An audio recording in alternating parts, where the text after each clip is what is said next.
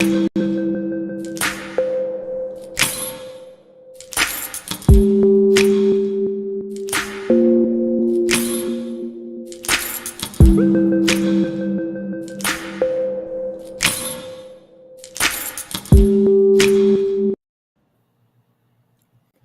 right, peace and blessings. Peace and blessings. Assalamu alaikum. Shalom. Welcome, welcome, welcome, everyone.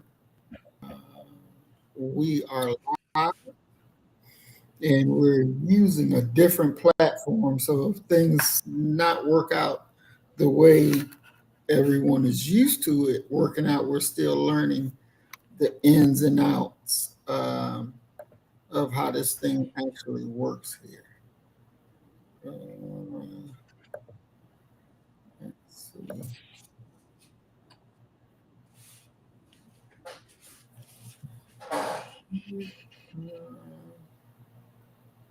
Okay. So today our discussion, we're talking about the Million Man March, the 30th anniversary of the Million Man March.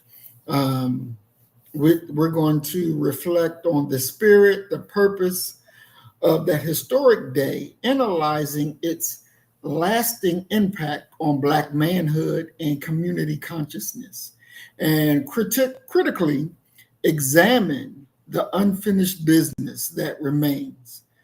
This is our conversation today as we move forward. The Million Man March, 30 years later. What did we accomplish? What was it about? And how? What else needs to happen to fulfill the vision of the Million Man March? And we got Mac 285 in the building. Peace and blessings, bro. We're glad you're here. All right. So the Million Man March was done back on October 16th, 1995. This was the first march that the Nation of Islam put on. A lot of civil rights leaders at that time said, Minister Farrakhan don't know nothing about marching. If he want to have a march, he better come talk to us so we can teach him how to have a march. And you damn sure don't have a march on no Monday. People got to go to work on Monday. You're supposed to have a march on the weekends where people ain't got to go to work. But yet, he had the march on a Monday, and it was filled to the rim with Black men. So let's start the stage. Doc, what was your understanding of the purpose of the Million Man March?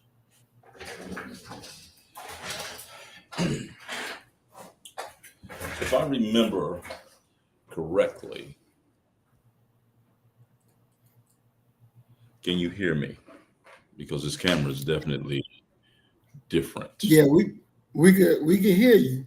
Okay.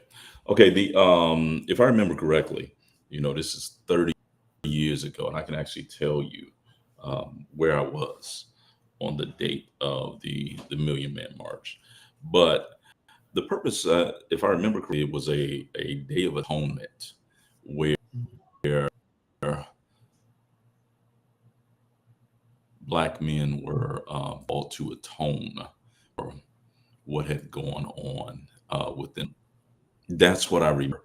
But I also remember all the sensationalism surrounding it, and I can tell you that where at in my development at that time, you're talking about 95. I was definitely at the Ohio State University, steeped in African American studies, and I had some significant reservations about the idea of black men needing to atone. Why were we being asked to atone? What was that all about? So, yeah, that's what I remember about that. Correct. And that was a very major part of it, that Minister Farrakhan said that we as Black men need to atone for not being able, for not taking responsibility for the things that we should be taking responsibility for, leading our homes, leading our communities, these type of issues like that. Um, and it and the process of atonement to be one with our God, one with our people, one with each other, so that we'll be able to move and the time coming forward in a way that we have to move to be successful, not just as individuals, but to be successful as a unit. And this is something that we need within our communities, but something that we needed in my eyesight as Black men. For me, I was in the military at that time, and I remember telling the brothers, because we had a Black colonel at that time as well, and he was like, I was telling them that, yeah, we're going to go to the march, and I'm gonna go ahead and ask the colonel if we can be off. Don't go to work. For those who don't go to march, you don't have to report to work. You'll have this time off to watch the march on TV, or whatever you need to do. A self reflection time, and it was very, very interesting, because going there, I felt like Moses going to Pharaoh to say, "Let my people go." And we would be making little jokes about it. But when I went to the commander, our colonel, and he was like, "Yeah, no problem. No problem. Go ahead and go. Have a good time. Represent properly. Don't be caught doing something you ain't got no business. And come on back here safely and let us know what the marching orders are for those of us who are not able to watch it." And so I got in the car and went. All Black men didn't have to report to work that day.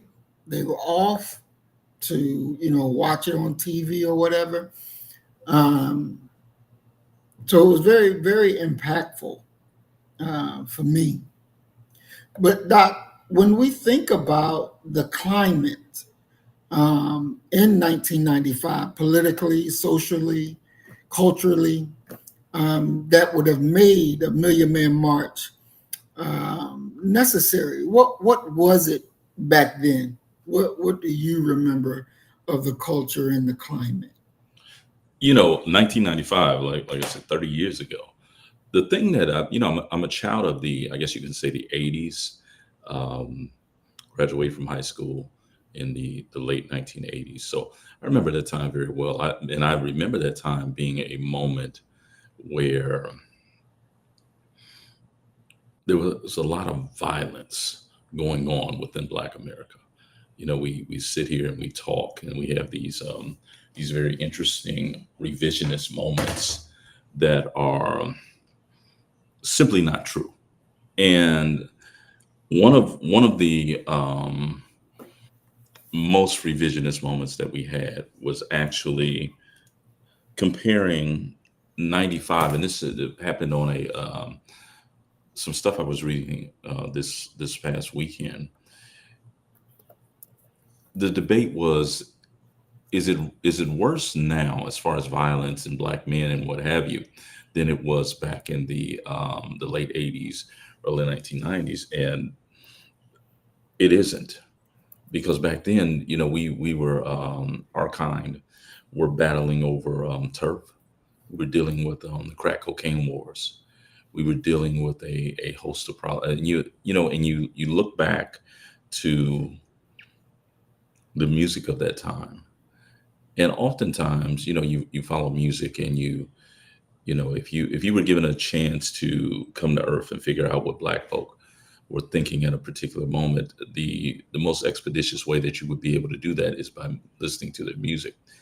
And during that time, we had a lot of Black nationalist music going on.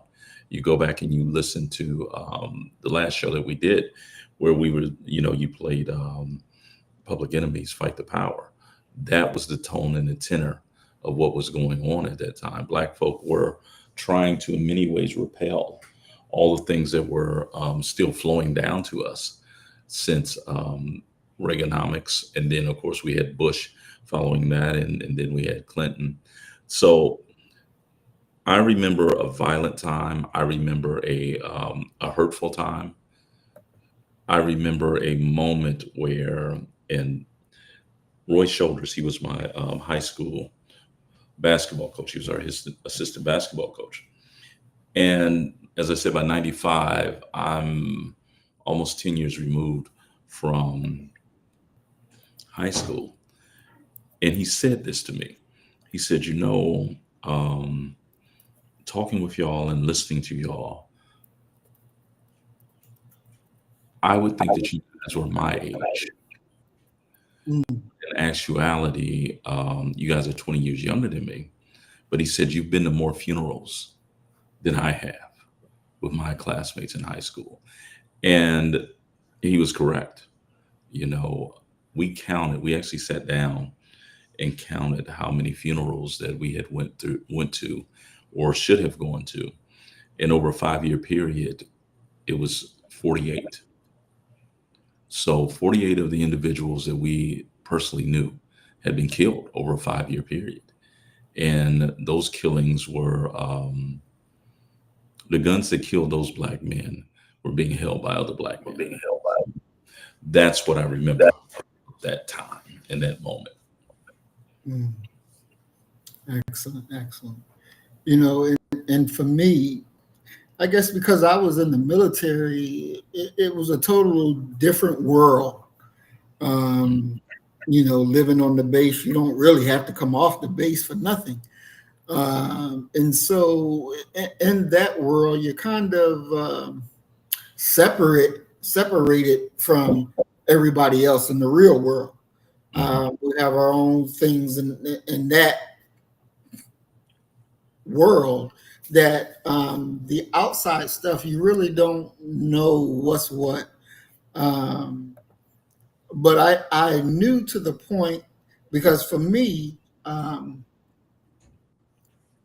not too long ago, probably like maybe 92, 92, 91, 92 is when I really began to pay attention to the Nation of Islam Mhm. and travel from Clarksville, Tennessee, down to Nashville, Tennessee to go to the mosque. And that was like an hour ride both ways. So, um, 2 hour ride round trip. Um, and so the things was totally different from what I can remember. I don't recall of any, you know, out of the way killings or anything like that. Our people were, for the most part, the every common day person, poor financially, poor mentally, poor spiritually. You Mhm. know, going to church, the same old BS, each and every day. And um, sometimes it's how do I say this? You become ignorant, I guess, would be the real way to put it. You become ignorant of the everyday life of our people. Even when I joined into the Nation of Islam, we have our own culture. You Yeah. know, we have our own culture. We have our own ways of doing things. You Mhm. know, we're a close knit group. Um, and so I didn't live the experience that some of our people lived. Mhm. Um, because the Nation of Islam, as I said, you have your own culture. And I can remember being in this group. I was working as a community organizer, and they sent me out there to Kalamazoo, Michigan, to take this anti-racist um, um, class, and it was like 3 weeks. and teach you all this so you'll be an anti-racist instructor. And when we got in our little circles of black folk, and black people were saying, I feel so stressed, when I have to deal with white folks, because it's like I'm dealing with the whole weight of black people on my shoulders. Mm, And I'm sitting there like, wow, I've never felt that. I've never felt that. I don't know how that feels. I don't feel that. yeah. When I deal with white folks, I deal with white folks. Hmm. I don't feel as though that they're judging Black America based off of me, and I don't feel like I have to walk straight so that white folks would be impressed with me. That just wasn't my cup of tea. And I told the brother, I said, well, why don't you just stop it? Because you're carrying a burden that you shouldn't have to carry. Just be yourself, Hmm. accept your own and be yourself, and you ain't got to deal with that. But it was mind blowing to sit there and hear how they talked and how inferior they felt when they had to interact with white people. They literally, Doc, said out of their mouths that, you know, we're I feel inferior. Like I'm not good enough to talk to them. And I'm just like, wow, I could never feel that way. I'm a god. Why would I feel that way when dealing with them? But this is what they were saying. And I'm just like, wow, never, never. Yeah, but see, the thing for me is, like I said, I was at Ohio State, and I'm deep in Black studies by 95. By 95, I want to say that either, yeah, I know for sure I had at least one master's. I had my bachelor's in AFAM studies and my first master's in AFAM studies, and was more than likely over in educational policy and leadership, getting a second master's. But for me, you know, being on the Ohio State campus, and a lot of people have a very difficult time really comprehending this when I say it. It was like a black college to me because all my classes, I'm in grad school, I'm taking nothing but AFM studies classes, taking nothing but classes that are focused in dealing with our people. Um, what you're saying about kind of being unaware because it wasn't your experience, I think that that's the foundation of so so much that prevents black folk from having black solidarity, because we are not a monolithic people, number one. Number two, our experiences are so different. The black folk at Ohio State, and these are, I'm including my colleagues that were in African American studies as well. Many of them had no significant connection with the black folks in Columbus, Ohio. The East Side. That's where the majority of black folk lived at. Livingston Ave, Mount Vernon Ave, and there was a lot of friction there. And many of the black folk that you dealt with at Ohio State, they they had never had a black experience, what I term an authentic black experience. And one of my former students, I'm still in contact with his brother, Daryl Scott. He called me about a week and a half ago, and he says, "Man, what I want to know is how is it that you were able to make it through and remain as normal as you are?" And I come across these other cats who are professors, and they're like Steve Urkel, and this, and Mm. I tried to explain to him. I said, I think that the difference of me versus them is that black folk, and when I say black folk, I mean authentic black folk. I'm talking about my grandmothers. I'm talking about my my uncles, my homeboys, they never took their hand off of me. And therefore, their influence, I could never, shimmy over to something else because I was still there with them. I lived on the east side of Columbus, Linwood Avenue, when during this time of my life, I was living with my aunt and uncle, Mulazim Abdul Rashid. Rest in peace, brother. So that experience being on the east side of Columbus, it made me in many ways have to deal with and remain aware of the daily grind that poor and working class black folk went through. I never lost sight of it. So it's always been kind of one continuous stream for me.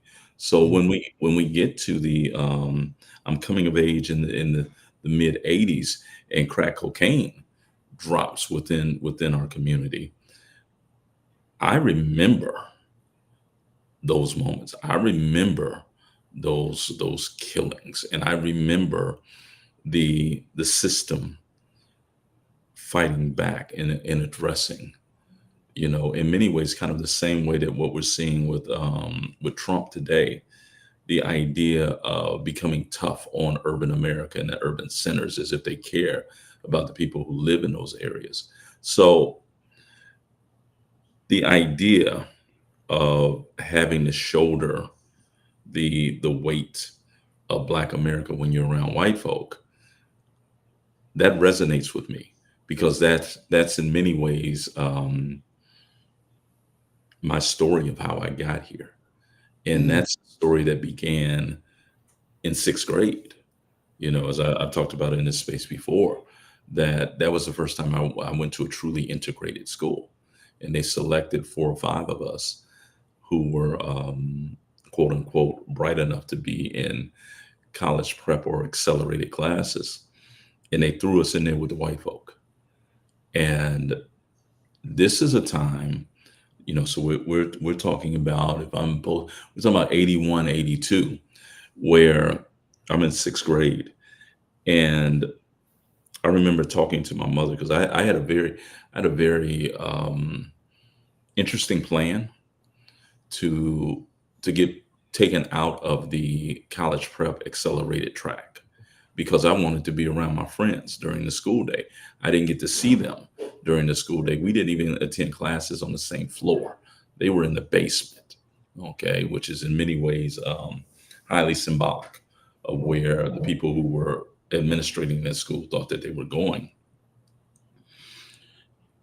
In my plot and my plan was when they give us these standardized tests, because I knew that I'm in the sixth grade. I knew that the reason I was not with my friends was solely due to that test they gave us. So I said, look, when they give me that test again, I'm gonna flunk it. mm, Okay. And if I flunk that test, they'll let me go down into the basement and be with my friends. And that's just what I did. I missed. You ever met somebody who either cheated or positively or negatively too well, and it was mm. flagged? Man, I missed every single question. Okay, every last one of them. And they wound up calling my mother and had her come out and actually what happened, and the teacher that I told you about, Miss Jones, that I hated, Right, that I prayed to God that he would kill her. right. That's how I know I was in the sixth grade when this happened. Um, they had I had flunked so well that they put me in special education. Oh, wow. Yeah, yeah, I was in a room that had you couldn't see out of. They even put that cardboard paper.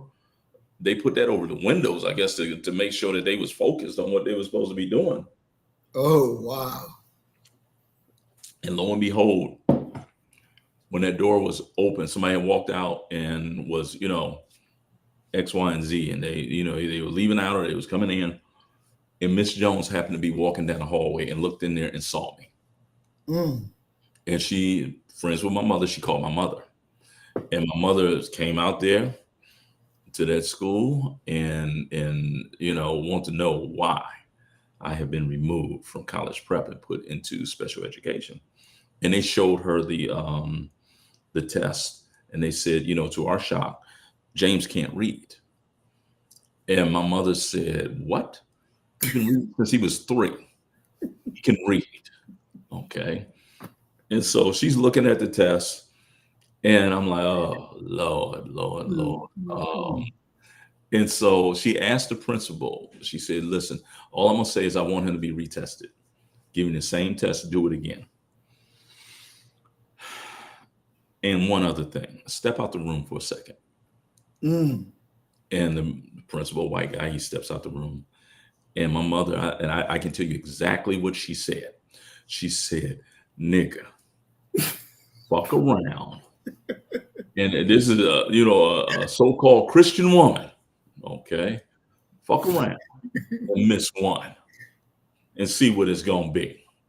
Okay. Mm. So they gave me the test. It took me less than, because I had read the test, I knew the answers. It took me Right. less than 3 minutes. I answered 30 questions in like 3 minutes, right? And the principal was like, "Oh my God, these are all right." She said, "I know they are." Yeah.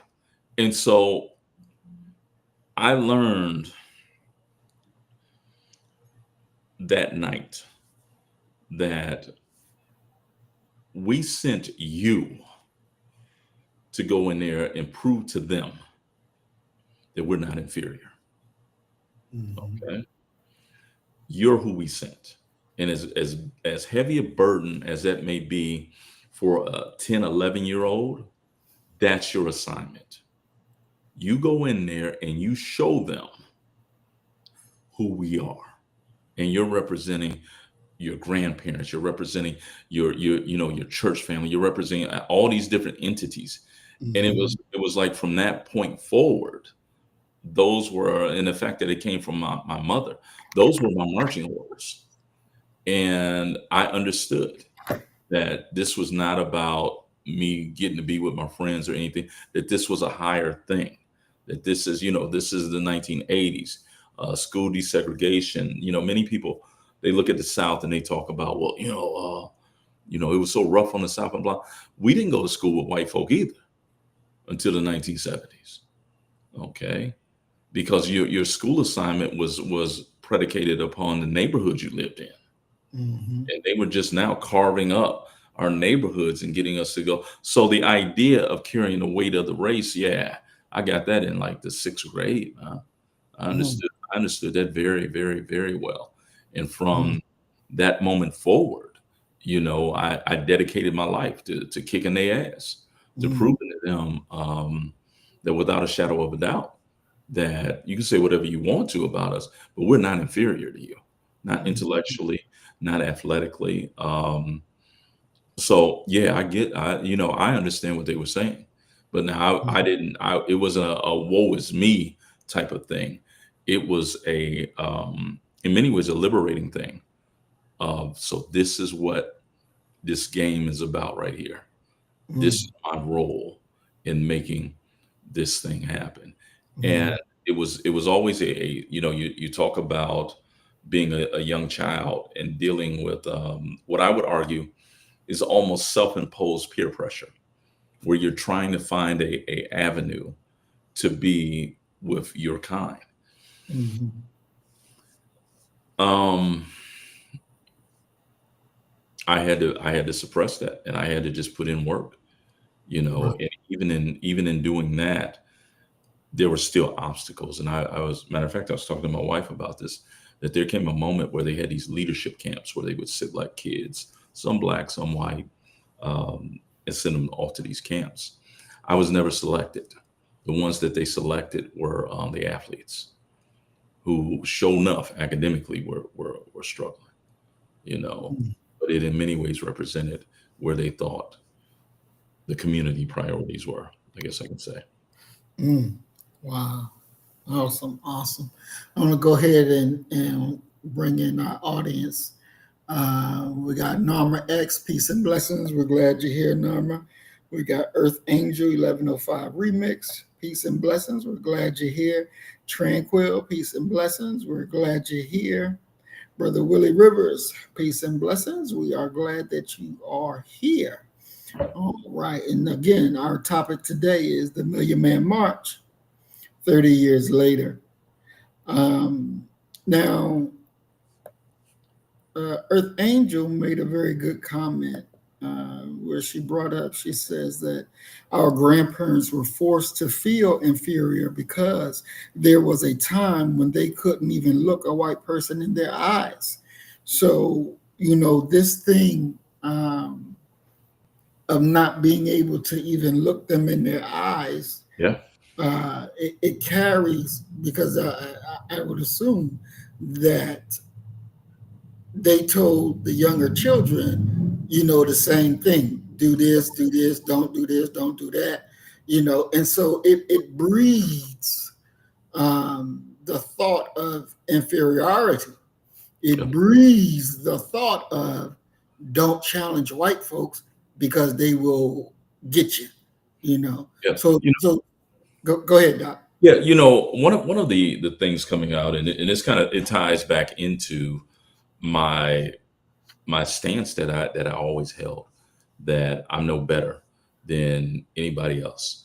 And I was raised in a working class community, and my mindset has always been working class. So I've never been a stickler for the title doctor.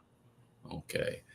And one day I was up in my office. As you know, I'm up at 3, 4 o'clock in the morning every morning. I just wake up well, I don't wake up naturally there anymore because my dogs wake me up now, because now their clock starts at 3 o'clock in the morning, so they wake me up. But before they arrived, I get up at 3, 4 o'clock, and it's really a holdover from my time at UPS, because I had to work my way through college. So I'm just woke at that time. I'm not groggy. I'm not in. When I wake, I wake. But in saying that, I get to my office early, and me and Dr. Lee McGriggs, we would be the only ones there. And one of the ladies who, the cleaning crew, they're there early in the morning as well. She said to me, she said, it does my heart well, it does all of our hearts well, when we see these white folk up here have to call y'all doctor. And I had never thought about it from their lens. Mm, This is a woman who is like each of my grandmothers. I had three grandmothers. God knew I mhm, needed extra prayer, so He gave me three of them. So I kind of, you know, started mandating that people refer to me as Dr. Jones, when I'm at the job and what have you. And it's in many ways my tip of the hat to them, because there's no way I make it through if it's not mhm, them. And then the other thing for me is that, because I'm going, we often look at it from, I guess we can say, a one-sided trajectory. My first real experience dealing with white folk, once again, started in middle school and fed on through high school, was that, I had a white classmate. I still remember him. He's actually out in Hollywood. He's an actor. His name is, we know him as Bob Young, but his acting name is like Skylar Young or something like that. mm. He said this to me. He said, "You know what, Jones? You're a credit to your race." And it wasn't until I really understood the race thing Right. that I understood what he had actually said. Um, and it's one of the things that, out of all the things that I remember from, because we had German together. I studied German in high school for some reason. That'll show you what type of guidance I actually had. I thought that German was going to be the language of the future, and didn't study Latin or Spanish. Okay. Mm, Um, but that's the only thing I remember out of that class, out of 4 years of German, that he said that to me. And in many ways, the idea of the Million Man March, of black men coming together, is a revolutionary thought and action in and of itself. But at the exact same time, when we look at it past the symbolism, the the reason that it was called, all of these non-tangible things, you're left with a question, and that question is, did it matter in a tangible way? Did it at all? Or was it something that we simply did, and once the emotionalism of that moment were able to dissipate, that within 30 days we had fallen back into our same patterns, into our same things. Mm. Good question. Good question, Doc. We're going to go and watch the first video. Um, so let's see.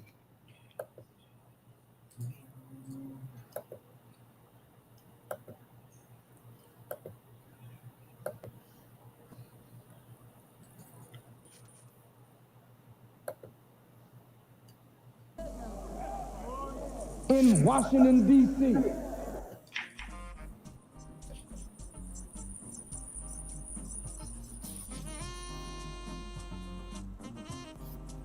As part of his Stop the Killing tour in 1994, the Honorable Minister Louis Farrakhan of the Nation of Islam said he would bring 1 million men to Washington, D.C. We want to put 1 million black men in Washington, D.C., representing our wives and our children, to petition the government of the United States on behalf of our people. Yes, sir. That we're tired of being poor, ragged, hungry, naked, and out of doors, when our fathers' sweat and blood helped to build and maintain a country. We need to petition the government like no people have ever done before. 1 million black men. The call was made to bring black men together as one. Just to get men together and let them understand that there's something that needs to be done. We ought to be doing it. And we need for black men to stand up for ourselves, to speak up and speak out for ourselves. So I thought it was quite appropriate. Some were skeptical that 1 million men would come on a Monday. My first initial reaction was one of disbelief. I was like, 1 million black men coming to Washington, D.C.? I've lived in Washington, D.C. many years. I've never seen any demonstration of any group, not even for Dr. Martin Luther King, even anywhere approached 1 million people, let alone 1 million black men. It was just unbelievable to me. As much as I love the minister, my first reaction was, yeah, right. a million men at one place. It never had happened before in history. And I just thought that was a very steep mountain to climb. A year later, over 1.5 million men showed up that beautiful day, October 16th, 1995, on the National Mall in Washington, D.C., to recommit themselves to God, family, and their community. And at some point I shook hands, and then I went to where I was to sit and turned around and looked back out at that sea of beautiful black humanity and burst into tears. That was to look out and see the mass of men. Immediately, my thought was, oh, not only is this more than 200,000, this is significantly more than 1 million men. As far as the eye could see, in every direction, brothers had fanned out and had come to the 1 Million Man March. That was the first in a dramatic and for everlasting moment.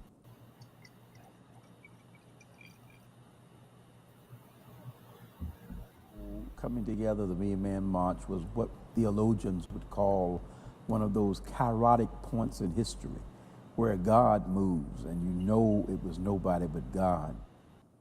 We pray for our men to take their place. We pray to God for them to step up as head of the family. So when Minister Louis Farrakhan called the Million Man March, that was the answer to our prayers. What happened behind the scenes to make sure the Million Man March was a success?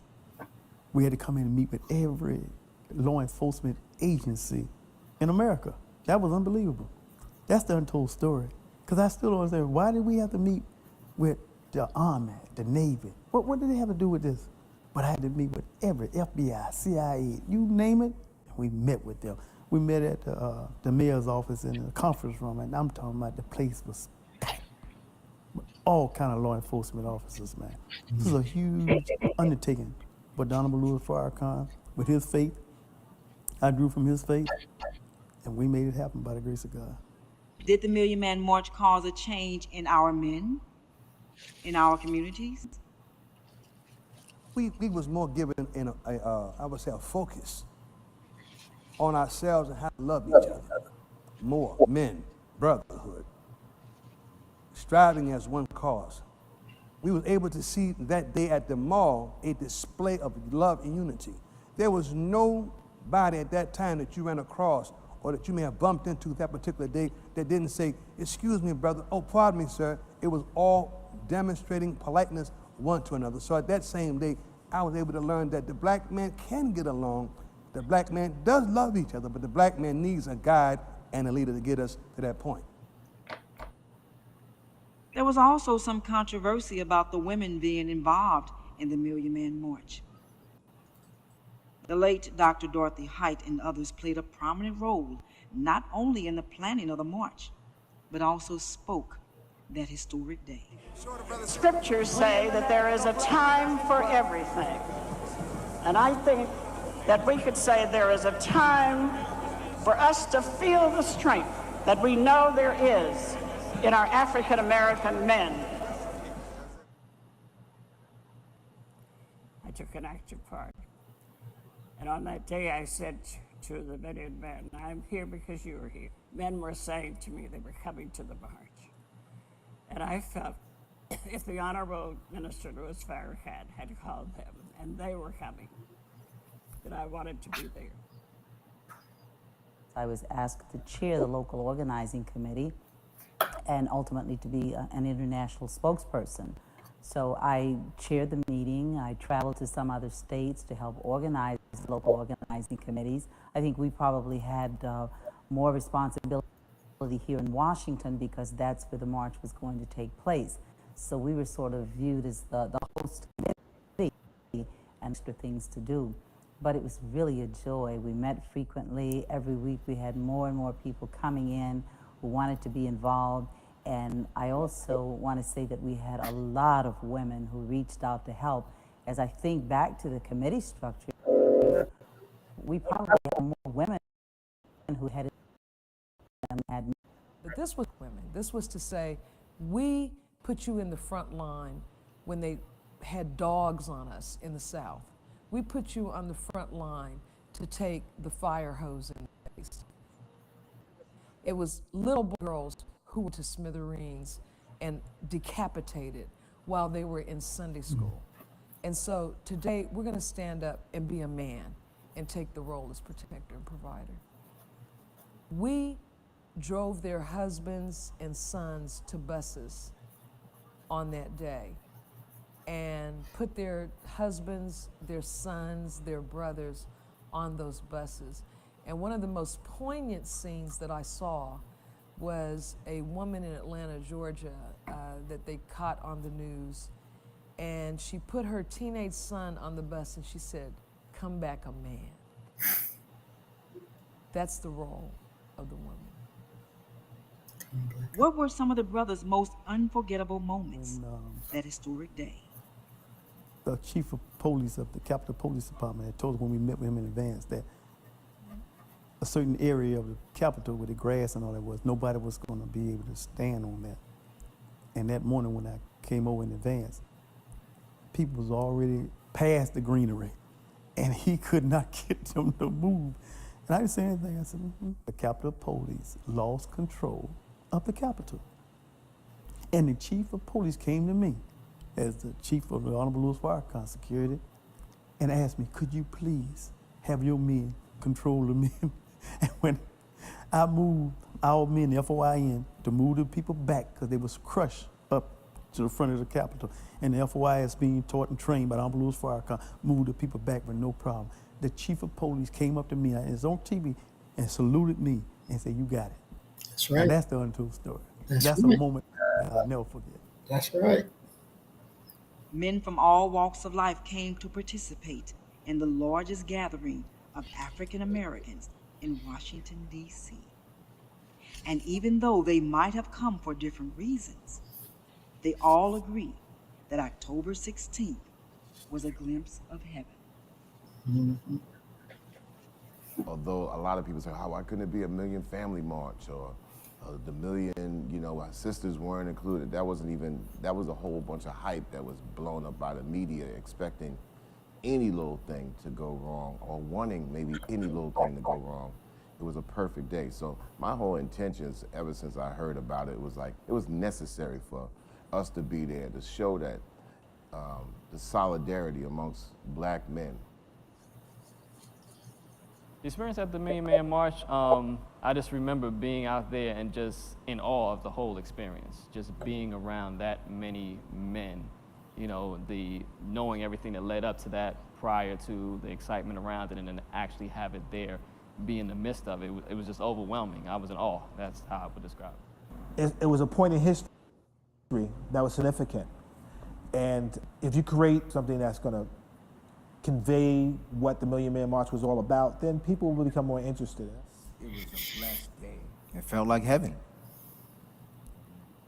By the time the afternoon came and I saw what was developing, I let all that go, because at that point, the spirit of God was palpable. You could absolutely tell something magical was covering that whole city, And so my intention at that point was, I want that spirit in me. Mm-hmm. So let us continue to keep the spirit of the Million Man March alive in us, our children, and generations yet to come. Well, one of the 5 goals that we have here at the temple is each one reach one. And I think that if more of our brothers across the city in every kind of way that they can would reach out to a younger brother, we do know the great lack of fatherhood in so many of our households in the African American community. And so we have to have secondary institutions to take up some of that slack. We have had a rites of passage program here at Union Temple since 1980. It is, to my knowledge, the first of any African American church in the nation. We've built a rites of passage house in Africa, in Ghana. We take our young men over every year for their final rite of crossover into manhood. There's a need for a rite of passage. If you don't know when you are a man, you never know. Mm-hmm. Well, very important, because we have to tell the story. And those of us that know the story have to continue to tell the story. We cannot let them write the Million Man March out of history. And as long as I live by the grace of God, I'm going to tell it. And all of us should tell it. I wish it was possible that we could have captured that spirit and put it in a bottle and seal it up, because you will never get that like that ever again. The minister said it was like a glimpse of heaven on earth. Mm.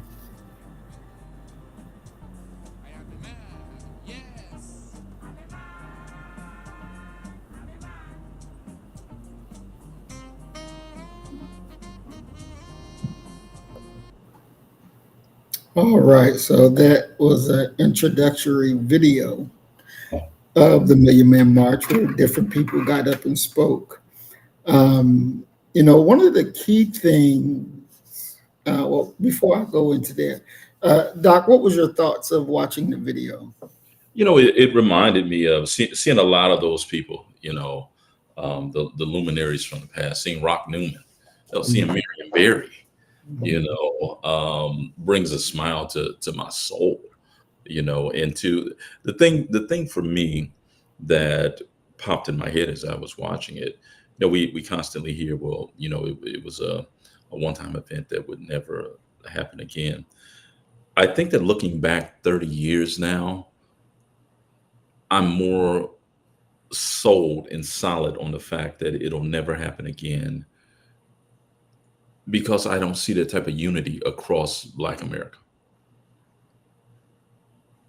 I see us. It's not that we're not on the same accord. It's not that we were on the same accord back then, but today it's one of there's this great Black Christian hymn that if you didn't come to praise him, don't you hinder me. I think that our people now would go out of their way to hinder that type of gathering. We had the moment where I want to say it was Dallas, Texas, for some reason. It might not have been Dallas, where a bunch of brothers dressed up in suits and had their sons there in suits as well. And I read the messages because I believe the message boards are really revealing because it allows people to comment with the cloak of anonymity surrounding them. I read it and I read sisters saying, but how many of them owe back child support? How many of them ain't got Mm. no job? How many, and there's this contrarian nature that we see amongst our people now that I think is new. I think that when you see Sister Ava Muhammad, when you see the other sisters talking about how they served as, in many ways, a significant part of the framework of pulling this off. I think that we still have some of those sisters, but I think that we have a loud cadre of sisters who would stand up to be contrarians and critical of anything that Black men were even attempting to do, let alone executing it. Mhm. Definitely, I would agree to that. And they had plenty of them, during that day. The one Black lady in Atlanta actually sued Minister Farrakhan Mm. because he was going around doing men's only meetings Hmm. for the Million Man March, and women wasn't allowed. So she actually sued the minister over it, for not allowing Black women to come in there and do it. So the minister had to do a women's only meeting in Atlanta just because of, the Black woman going out there to sue him over that. So, So, that. so, so the question I would have with that is quite simply this: is that an attempt to sort of derail through the illusion of inclusion Black women into that movement, or was it truly was the desire and the design and the attempt aimed at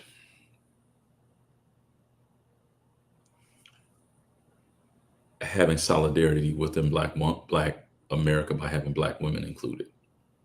No, she was trying to derail the whole damn thing. You know, Because as you saw, that there were Black women in there doing their thing, Mhm. and their job for that day was to be as a support. But when you get an enemy in your ear and pumping you up from behind the scenes, you'll be that puppet to go out there and do what Mhm. you should not do, just for the enlightenment of our enemies. And so, that's a really critical thing. When we're looking at the Million Man March, there was no other march or movement that was as great as that one day event.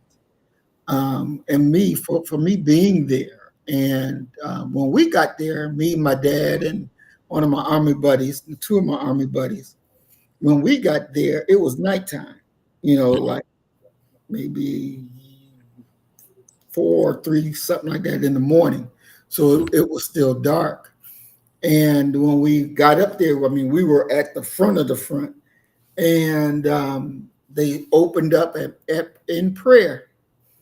And when we opened our eyes, the sun was up, and I just looked back to see, and I was like, oh my God, I just a sea of black men, on statues, on trees, with the flags just flowing up in the air. And I was like, wow. I could not believe it. I was like, wow. And, my dad was there.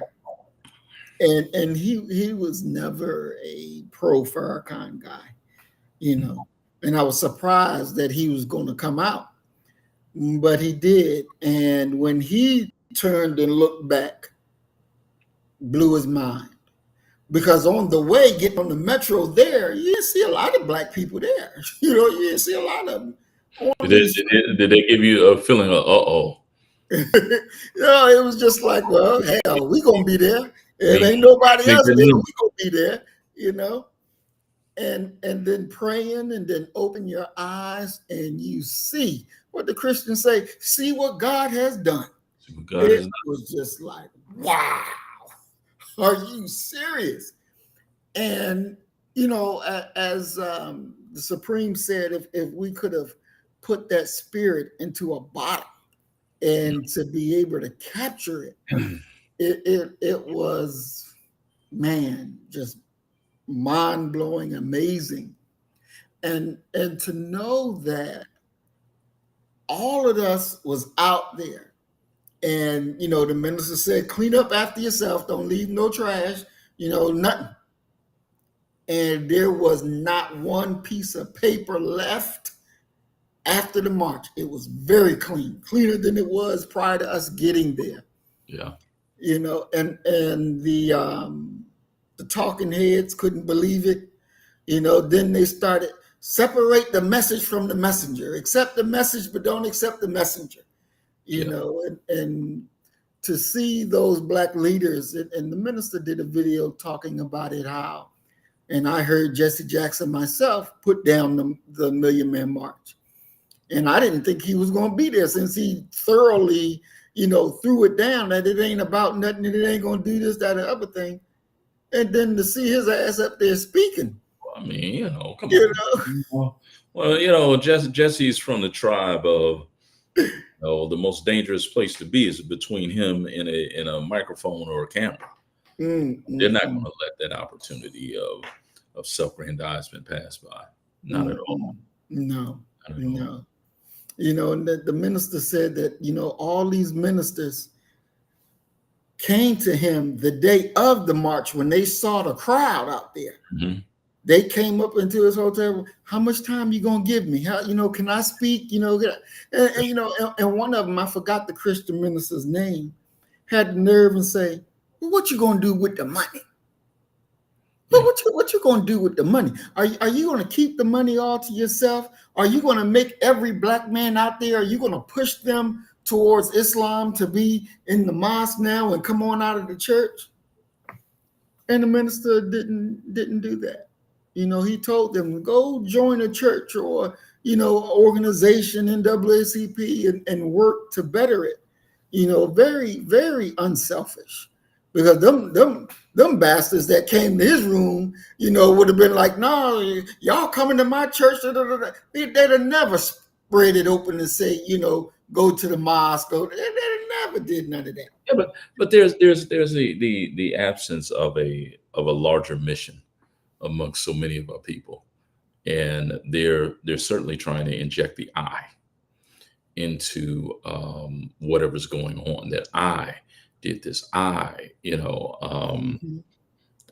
you see it constantly. The thing I remember, I didn't go to the Million Man March, and I can tell you why I didn't go to the Million Man March, because I was told in no uncertain terms, okay, I was working for Ohio State football program, and I also I was working at UPS at the same time, and I was working at I was a thesis cataloger for the entire school.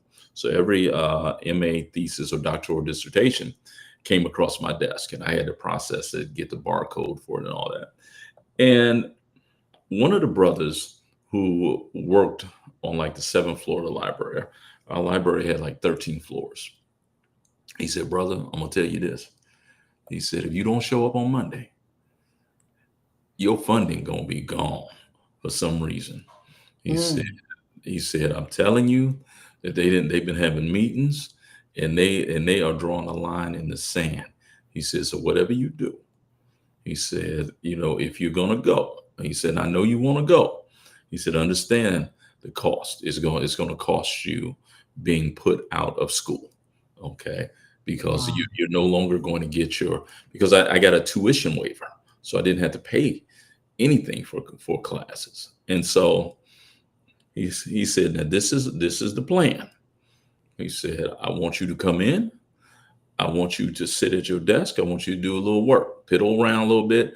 Make sure you do something that causes you to have to go to other people's office to get them to sign off on something." He said, "That's going to be your verification that you were there." He said, "Now, I don't care. You stay only 15 minutes." He said, "Make sure they see you." And so that's exactly what I did. And I went home, and I remember it was CNN. CNN was covering it Yep. for the entire day. And I'm sitting there watching it. And you know what I found myself saying? What? Ain't that a bitch? I'm seeing brothers that I know. Wow. I know them. Okay. Drug dealers. Okay. Every vice you could think of, I saw them there. Okay. And ironically, one of them, one of the brothers that I'm talking about, and if he's listening to this, he would be cracking up. He got caught up in a drug trafficking thing. Man, they gave that brother about 200 years. Okay. What? Yeah. And this is that moment where they're coming down hard on brothers, locking you up for crack. That brother was actually pardoned by Obama. Oh, wow. I saw him there.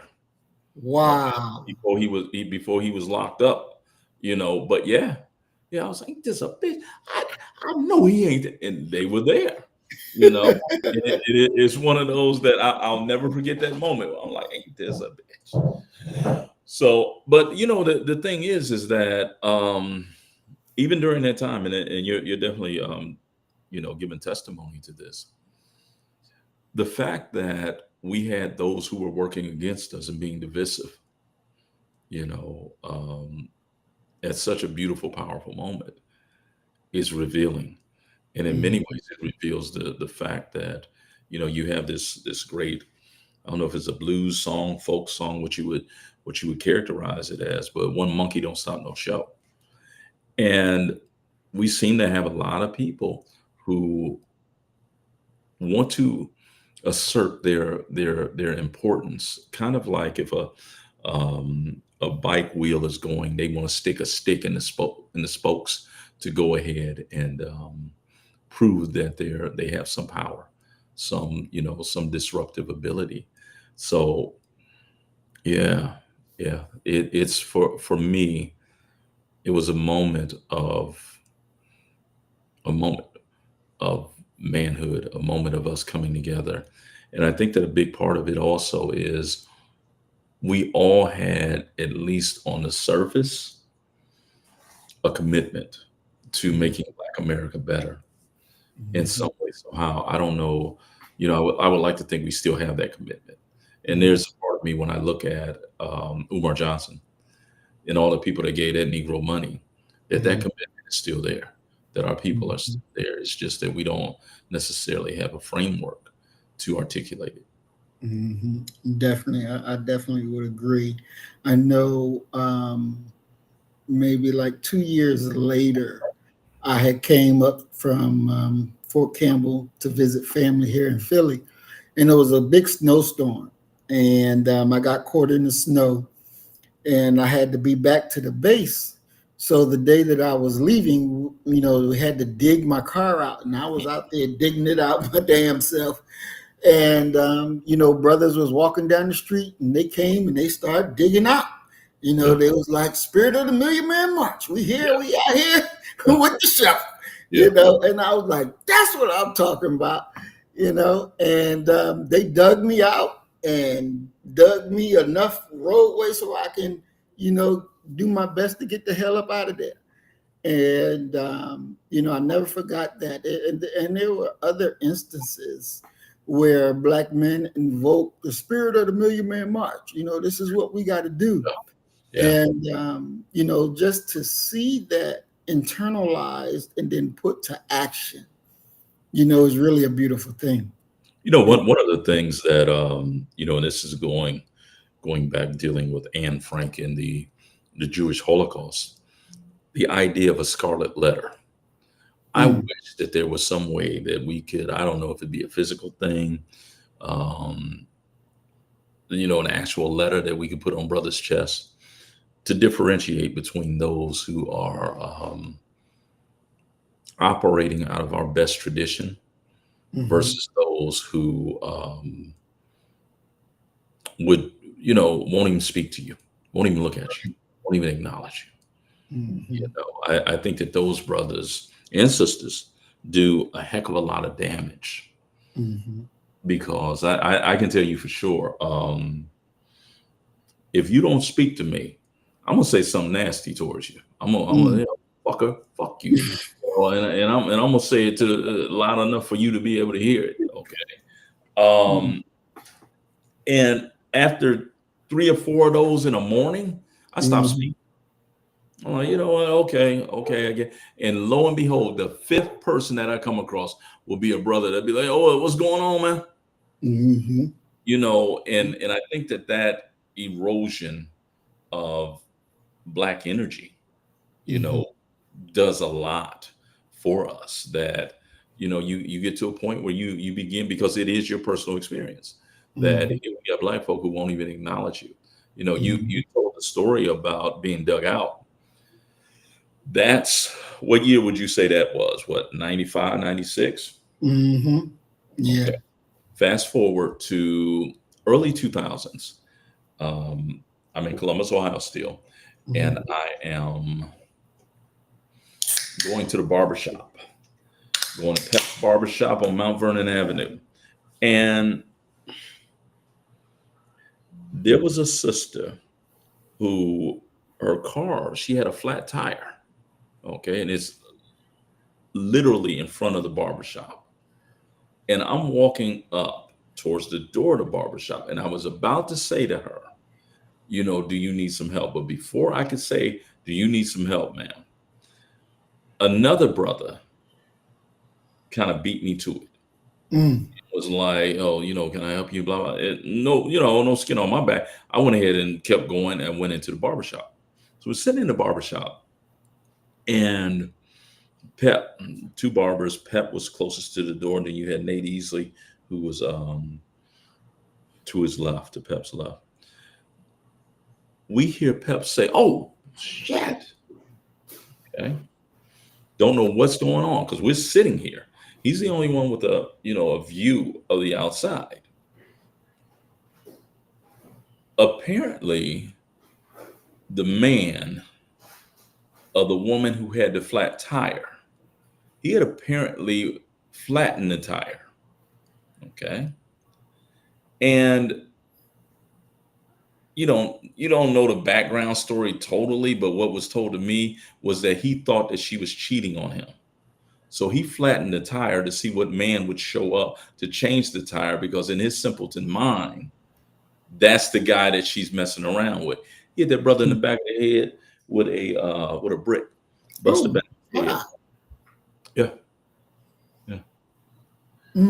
So you think about a mentality, and then you there is no way for us to differentiate, between who has the spirit of the Million Man March and who got the spirit of Uncle Ruckus. Right, right. You know. Damn. Did the brother wind up being okay? I don't know. I don't know. The paramedics say he got him. I don't know what happened to him after that. You know, he was just a brother on the east side of Columbus. I don't know what came of it after that. Yeah. But it's one of those situations where, you know, you got an authentic, what I would call an authentic Black community. Mount Vernon Avenue used to be the center of Black Columbus life, but you saw it's one of the more amazing things that if you're very observant, you'll see those changes happening within Black America. And you know, you see poverty, you see in poverty not just economically, you see poverty in regards to how we treat each other and talk to each other and consider each other, you know. And I can remember 4 or 5 years later sitting in the barbershop and brother came in. We don't know who this brother is. He said, man, I'll kill every motherfucker up in here. What? Yeah. And just think, we're just sitting there. And there's only one way in and one way out. Right. And the guy who fortunately was sitting closest to the door, and you know, you hear people say, well, the barbershop is the black man's country club, you know. Right. Everybody comes through there. Well, the guy who was sitting closest to the door was actually a Columbus Police Department detective. And he had the presence of mind to jump up. And because the brother said, oh, y'all think I'm bullshitting? And he reached down like he was getting a gun. Right. And he had the presence of mind. Brother wasn't totally through the door yet. And pushed him out the door and locked the door. You know, and one of the more amazing things about it is that Nate and Pep told me next time I went in there that same fool came back to the barbershop. What? Yeah, he was like, oh man, you know what, man, I just got into it with my lady, man, and you know she had put me out, man, my head wasn't right. It was like, so you gonna come up in here and kill us? So it's, you know, it's just with our people, I would say with any people, but I just focus and concentrate on our people. You know, it's often hit and miss, you know, and you hope you get more hits than misses. Exactly. Damn. Ain't no way. And that reminds me of one of our brothers in Atlanta was killed in the barbershop. Brother came in there with the gun trying to shoot one of his rivals that's getting a haircut. And when our brother saw him pull out the gun, he went and got the mother and children and was rushing them out the door. And so the dude with the gun pulled back and shot at them and got him all in his back, killed our poor brother. And interesting thing after that, of course, the regional minister summoned all the southern region FOI to Atlanta. Police couldn't find the dude, so we went to go find where he was and went up in the housing projects, knocking door to door, looking for the guy. And damn white boy who was the apartment manager, you know, was like, y'all got to get out of here. Y'all got to get out of here. And we was like, no, that's just not happening until we find who we're looking for. We got information that he's up in this project, so we're going to go and find him. He called the police. First few police show up, and we were out knocking on doors. We got the call to all join ranks, so we all get in ranks. And you see the police out there, and there's like, you know, y'all got to leave, you got to leave. Now, at this time, I'm a lieutenant, but I'm not a lieutenant in charge. I'm just a lieutenant from Nashville.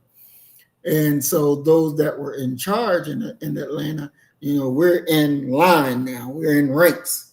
And you had one brother walking up and down in between the ranks saying, you know, we fear nobody but Allah. You know, Allah Akbar, Allah is the greatest. In the name of Master Farad Muhammad, we go to war. Because the decision was already made. We're not leaving until we're done.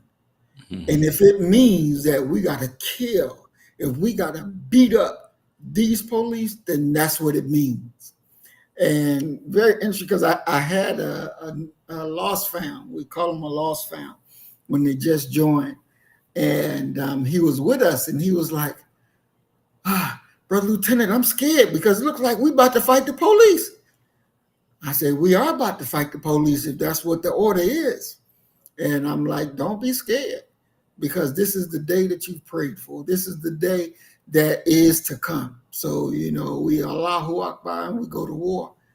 And the chief of police had to come down, and he talked to our captain over the southern region, and they had their conversation. Next thing you know, the police captain told all the police leave. And they left, and our captain told us, finish and conduct your business.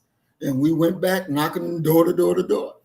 And so when we got back to the mosque, you know, everybody, we wanted to know, well, what was said in y'all conversation? And the captain was like, well, we are committed to do what our instructions say. And if you try to stop us, then I can promise you a lot of your police officers will be dead, because we're not playing. We're committed. So you either let us do what we got to do, and we'll be on our business. We'll be about our way. But if you try to stop us, it's not going to end good for you all, because we don't care about that. But it's not going to end good for you. It's not going to end good for this city. And the captain said, well, do what y'all got to do, but, you know, try to leave, you know, as soon as you get done. And he said, I'll remove my officers. And they backed up. And Doc, for me, you know, seeing that and understanding what we just witnessed, what we just lived through, to me was amazing. Yeah. It was amazing. Yeah. And that kind of love that the FOI has, and that type of mentality that's willing to go and meet you right there at that point. You know, if all of our, especially all of our men, had that type of attitude, we would live in safe, clean communities. You know, one of the things that has been bothering me for quite a while is the assignment of safe, clean communities, places for our children to live, as being reflective of conservative values. And I'm like, no, y'all are wrong in regards to that. That's not necessarily conservative values. Those are values that civilized people have in regards to having safe spaces.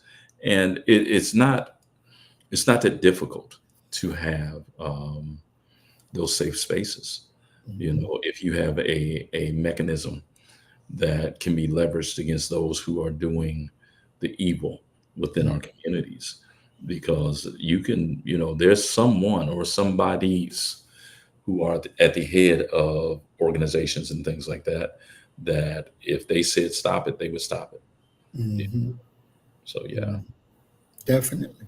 And you know, Doc, for me, I'm a block captain. So I'm the block captain of our block here. Okay. And one thing that I noticed, because whenever there's a disturbance in the block and I'm home, I'm coming out there to address it. And just the other night, you know, it was a young lady new to the block. They just moved on. And she was outside. I don't know why she was outside versus being in her home, but outside having this conversation. And she's very loud. Very loud. And it's like 11 o'clock at night. You know, I'm in the bed and I'm hearing all this. So, you know, I turn on the camera to see what's going on, and I'm looking at her, and she's just walking back and forth and sitting on neighbor steps, just yelling. And this is a quiet block that I live on. So, you know, I put my slippers on and go outside, and I tell her, I'm like, hey, My name is Maurice Muhammad. I'm the block captain out here, and you are way beyond quiet hours. You're being too loud, and this cannot go on." And she's like, "But I'm on the block." I said, "I understand you on the block, but there's rules and regulations on this block, and people got to get up to go to work in the morning, and you're disturbing us from our sleep. You can't do that." And evidently, other people were watching, because when they saw me come out, then the men came out of their houses and was saying stuff out their door. And that wasn't the first time that the men, when they see me move or there's a disturbance, they may not take the first step, but when they see me take that step, then they're right ready to take another step. And I find that to be very interesting, because we should all have that. Let's get it done. Let's solve this problem. Let's nip it in the bud. Let's get it out of here, because that's not the way that we want to live. And I think that, as you said, if we had a lapel pin or something that recognizes who we are, it will definitely make a difference in men-to-men dealing and handling problems. I definitely agree with that. Three of the most oft-repeated words about the Million Man March: atonement, reconciliation, and responsibility. When you're hearing those words in reference to Black men, what thoughts comes to your head when you're hearing those words? Those are integral ingredients that made up the persona of the men who raised me, the men who in many ways showed me how to be a man. One of the I stopped when I was talking about me having to take that standardized test. I stopped and didn't tell the whole story, but when we were leaving the principal's office, you had to go down this little hallway, and then you had a secretary sitting there.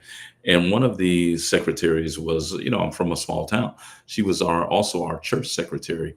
Her name was Edith Lawrence, and I pray that she is resting well with the Lord, because that's a sister who she fought the good fight, but towards the end she had, I'm not sure if it was Alzheimer's or dementia or what have you. And she was kind of out of her mind and was actually rebuking Christ in the church and things. So I pray that she's with the Lord now. But I'm walking out behind my mother, and she says to Miss Lawrence, she says, "Edie, take his student file out. Take my name off. Okay? Put James Jones on there. Put his daddy's name in, and she gave the number to the steel mill. My dad was a steel worker. Said, call him. He get in trouble, call him. And to this day, I'm afraid of my dad. It's just what it is. I think I can take him. I do. No, I do. I think I can take him. My dad is like, he's like 80 now. I think I got him. He sometimes he has to use a walker. I think if I catch him on one of them, one of them walker days, I think I can take him. And he told me, I told him, there's a reason kick an old man down the stairs. He said, if you kick me down some stairs, you better hope I break my neck. I said, I'm gonna kill you. But the thing is that my dad worked on a line, and if one person called off that day, nobody on the line worked, so nobody got paid. If my dad had to leave the line to come out there for some foolishness at that school, none of these cats, some of them were biologically, meaning genetic blood related. The other ones had been around so long that they were like my uncles as well. My dad worked out there for 30 years. I know, ain't no I believe, I know each one of them would have beat me if I cost them a day's pay. Right. Okay. So those things, honor, duty, respect, Mhm. those are all variables and ingredients in manhood and what a man ought to be and ought to do. And Mhm. there's no doubt about that, none whatsoever. Mhm. Exactly. Exactly. Doc, listening to you in the stories that you tell about your pops, man, I tell you, he's an awesome man. Where do you think? Yeah. Where can I? I said, yeah, all right. Okay. Where? My father suffered a heat stroke years Mhm. back, right? And doctor told us, he said, look, you're getting ready to see, he's going to become more emotional. You're going to get a chance to see what he was like as a child somewhat until he Mm. makes his full recovery. And I'm like, okay, um, he's terrible. Okay. And I mean, he was terrible, after he had that stroke. He was worse than Mm. he was before. And so he was doing something that he wasn't supposed to be doing. And eh, my sister's a daddy's girl. Okay. Uh-huh. All right. Now I was closer to my mom. She close to him. So she won't say anything to him. She Mhm. comes and gets me. She said, he already don't like you. So you ain't gonna be losing no points with him by saying something to him. And so we going back and forth about something. And I Mm, said, mm, mm. that doctor was right. Yeah, yeah, I can see what you was like as a kid. I said, you was a little asshole as a kid, wasn't you? And he said, yeah. And I was an ass kicker too. So you getting ready to see that side too. Yeah. So that's yeah. Mm, mm, mm. Where do you think, Doc, in our time here in America, that being a black man thoroughly degraded into what we see mostly every day? Not every black man is degraded, but I would think to say, and I could be wrong, that the majority of black men have been downgraded, have been degraded. Can you pick a point where it started? What was the genesis of this? A lot of people like to trace it to the late 1960s with Moynihan, the 1970s. I would actually trace it to the early to mid 90s, to be honest with you, Mm, because mm, we're at a point by 90, we're at a mhm, point where the prison industrial complex is in full bloom, where they are locking black men up, putting charges on them, putting stuff on their record that is in many ways going to prevent them from ever successfully joining the um, the mainstream economic highway. mm, And when you're living within a nation that says quite simply the primary role of men is to be a provider and a protector, well, mhm, can't provide if you can't secure gainful employment. And getting gainful employment at the car wash is not going to be enough for you to support a family and to keep many of the stresses and strains off of you. That's one part of it. The other part that added to it that we definitely see by the 90s and going forward into the 2000s is that the American economy, with the advancement of machinery, robotics, kind of what we're seeing right now with mhm, the shrinking of the human portion of the economy with the introduction of AI, mhm, we transition from a manufacturing economy where we're building cars, we're brunt and brawn counted for something in the employment sector. Because you were a big strapping man in the 1960s and 70s, even the 80s, you were able to find a job at some factory. Well, mm, We're no longer the manufacturing juggernaut that we were previously. So that's pulling away jobs. And you have to always, when you're talking about Black folk and labor, you're always going to have to adhere to that old saying of last hired, first fired. We're tenuously employed. Look at what's happening with these sisters right now with the shrinking of the federal government. So you transition from a manufacturing economy to a service economy, to an economy that is more predicated upon less on brawn, but more on what you know. And even when you're talking about the service industry, you're talking about being a cook, a waiter, a waitress, in many ways, tailoring and making the lives of the elite better. So all of those boys who would grow up to be men and really in many ways almost be bequeathed the position that their father worked at a steel mill, at an automotive factory, those outlets are going to be closed off. So now you're facing an idea of I'm a man who I'm a man who's not going to be able to provide for my family. You know, I have my cousin Stacy. She has a child with this brother named Corey Cheatham. Corey's father and my father both worked at the steel mill. And Corey has had kind of a rough adult life.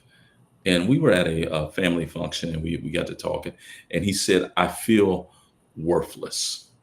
Because when we grew up, we didn't want for anything because the salary for steel workers for all, things cost less. So the dollar stretched further. He said, we never wanted for anything. He said, and now I'm sitting up here, a grown man, and I can't even provide for my own child. And so when you're looking at, because we like to simply to lay the blame on Black laziness. But the truth of the matter is that the American economy has shifted. And if you were counting on brunt and brawn to be a marketable skill, it really isn't anymore. And then the fact also that you have to put in there, and people are often surprised to hear me say this, but the job that I enjoyed the most out of I was a sanitation expert. I hung on the back of a garbage truck. Okay. And oftentimes when I'm driving through the neighborhood and the garbage truck, the sanitation experts are in front of me and they're working, I'm somewhat envious. I'm like, man, I know they're having fun because it was actually a enjoyable job. Well, the men who are hanging on these trucks, and of course I'm in Houston, Texas, that are hanging on these trucks now, they're brown. They're not Black men. So many of the occupational niches that Black folk were able to sort of occupy, if not monopolize, have been taken by other groups who have come to this nation recently. And they are more than happy to cut your grass for $20, for $25. How many brothers gonna want to cut your grass in this hot Houston heat and you slide on smooth 20? So you have a lot of things that went into that. And the truth of the matter is that when you're looking at where the nation is today, and especially where it is economically, I don't think that it's going to be sustainable until the government gets to the point where they're just sending out checks to people every month. Right now we are maligning people because of SNAP. We're maligning people because of Section 8. That's going to be in one form or another what you're going to have to do, because otherwise people are not going to be able to make it. I was talking with a close friend, and he said something to me that really, brothers had a lot of health problems. Says to me, he said, I said, so what's going on? He said, man, I'm up here worried about this SNAP. He said, I'm on that.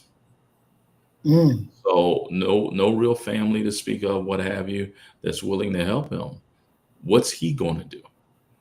And so your things are coming to a head. What happens when those who believe that they were middle class And I've always said that I don't believe that there is a middle class. Mhm. Really, what you are is a caretaker and a manager of life and monies for the wealthy and the elite. Mm. What happens when they don't need you anymore? What Mm. do you do? Right. Your BMW that you went and bought because you want to look the part is not going to save you. And, Right. and I'll stop with this. The thing that has gotten me, that's caught my attention the most, and I think is the most revealing of where not just Black folk, but American working class people are. Look at how fast the federal workers who have been laid off, look at how fast it took, how short of a time it took for them to exhaust what little savings they had. Mm. You're the working poor. Despite what you want to think, you're the working poor. Your lifestyle is in many ways um, tenuous because miss a check or two and see what happens. Exactly. Exactly. You know, Doc, and it's funny that you mentioned that because at work the other day, um, you know, this woman, she was getting her prescriptions, and she was like, "I don't have a copay. I don't have a copay. You know, all my copay is $0. The government pays for my copay." And I'm thinking to myself, I didn't say it to her, but I'm thinking, them days about to come to a close. Yeah. You thinking you ain't gonna have a copay? That shit gonna come to a zoop. Then what you gonna be doing? Where you going to be getting your meds now? Because it's gonna be a copay. And they not gonna say, okay, just give it to you. Shit ain't gonna work that way. It Mm-hmm. don't work that way. What Mm-hmm. the freak are you going to do then? Mm-hmm. And she's not even thinking like that, Doc. No. It doesn't even comprehend her mind. There's a critical point where people who have not had to pay certain things. I think that if you stay on Section 8 long enough, if you get these supplements long enough, that you forget that it's not a right Mhm. and it becomes an expectation. Well, I tell you what, if my check ain't here, well, look here, if your check ain't here, if you really think about it from a logical, you really haven't lost anything, Mhm. but that's where we're going. And there just simply aren't enough job. I mean, I was looking at something either earlier today or yesterday where white lady who worked for she did something in like PR, Mhm. had a phenomenal career, can't find a job. She hasn't been able to find a job in almost 3 years. And she Mm. said, I've been living off of she's 41 years old. She's been living off her 401k. Okay. She Mm. said, it's gone. I have no more. She's living in New York City in a one bedroom. Okay. So they asked her, what's your next move? She said that she's moving to upstate New York to a Buddhist temple because they're going to allow her to have free room and board if she works there, cleaning up and things like that. What? Yep. A Buddhist temple. Mercy. And so Oh. this is a bad moment. And the thing that makes it worse Mm. is that all of this could have been averted Mhm. if they didn't put that fool up in there. Because Mhm. this isn't driven by numbers or economics. This is being driven by something that is totally different, you know. And that's an issue. That's an issue because men made this occur. This misery that they're getting ready to experience, men made this occur. And Mm. one has to ask themselves, how long before things come to a head and it's not tenable anymore? How long? What needs to happen? What's that countdown? because this is a bad time for you not to be able to have no money. Exactly. With the Exactly. holidays coming, and people by and large, when you look at suicide rates and things like that, people kill Mhm. themselves on the holidays. Mm. Mm. Wow. So you know I read that, and then this is a little bit off the topic, but I read that with the ending of SNAP, quote unquote, temporarily, is supposed to be starting in like Montana. Um, what do you think these white folks going to do when they can't feed their children? Live off the land, playboy. Live off the land. Maybe, well, if they got some wildlife running around up there in Montana, maybe you can eat. Y'all can weather this storm that's coming. But this is the question though. Okay, which one is more motivating? You being able to feed your family and to pay your bills and take care of yourself, or your hatred of non-white people? Mm, Because principally, that's what we're talking about. right. Exactly. Okay, Exactly. because I'm not convinced. I don't trust no polls or nothing, like, because the people who are on that side, they ain't participating in no poll. Mm-mm. They ain't talking to you about nothing like that. And if Mm-mm. they do give you an answer, it's going to be a lie. So I don't Mhm. trust the polls at all.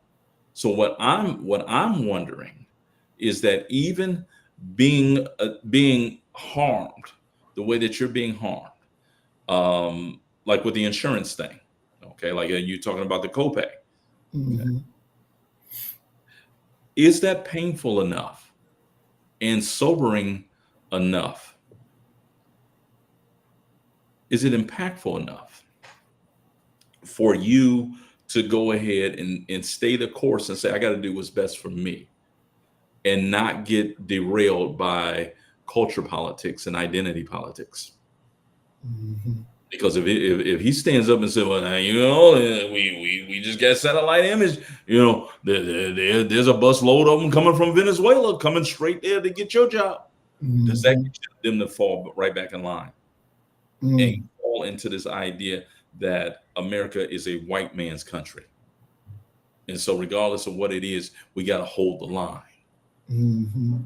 Okay, because what those your insurance premiums are so high, but I bet you them illegal immigrants, they premium ain't. Mhm. That's really the battle for the soul of this nation.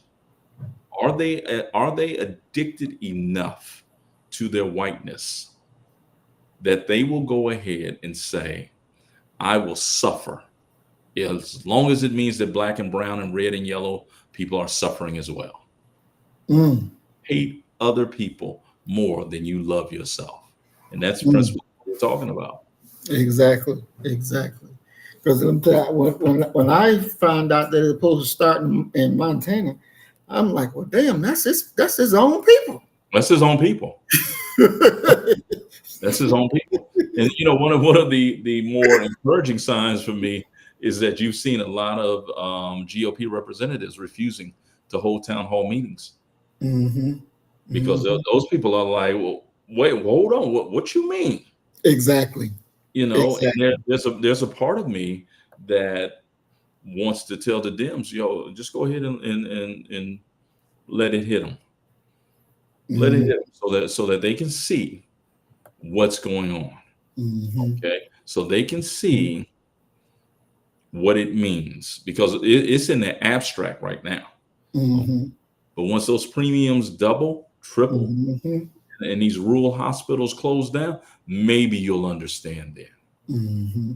Exactly. That's the same thing I was saying, because I'm like, you're doing this to your own people. Don't you know your own people will pick up that gun and come march on your ass? Do you not realize what the fuck you about to do? Yeah, see, that's my thing. That's when you look at the entire expansiveness of black folk and white folk. Mm-hmm. White folk don't carry pain and misery well. Black folk carry it very well. We talk to each other about it, knowing that we can't do nothing to help each other about it. We talk behind closed doors. Okay, white folk will come out and shoot you. Exactly. And that, you know, it is not. They ain't found no brother that tried to assassinate nobody. Exactly. Exactly. And I'm like, oh, this thing gonna click, and it's gonna click big. Yeah. It's gonna click big, and it's just like, wow, this shit is really happening right in front of our face. Yes, it's happening in real time. In real time. And you know, that's one of the things that for me makes it so disappointing to see our people addicted to the gender wars, addicted to, you know, social media foolishness. Okay, because you're not even aware of the game, let alone being in the game. And when you get caught, when it comes, when the word is given, and this is the thing that I try to tell a lot of people. There's a level of trouble and turmoil that a black person can get into that nobody that looks like them is capable or willing to get them out of. Because we're all out here trying to survive. Exactly. Boy, oh boy. You know, and I said this the other day. We have no idea what America is going to look like when Trump gets out of office. We have no idea. No idea what it's going to look like. None whatsoever. And those that think, oh, it's okay, you wait and see. Wait and see. Wait and see. And then see what's what. I'm telling you that I got an exit plan, you know, and I'm up out of here. It's just what it is. I just want to be left alone. I want to go someplace where, you know, I'm almost absolutely certain that I ain't gonna never run into nobody I know already. And if they see me, I'm gonna act like I don't know them. Start speaking a different language. Doc, I know that's you. Just you know, what it is. No, you no.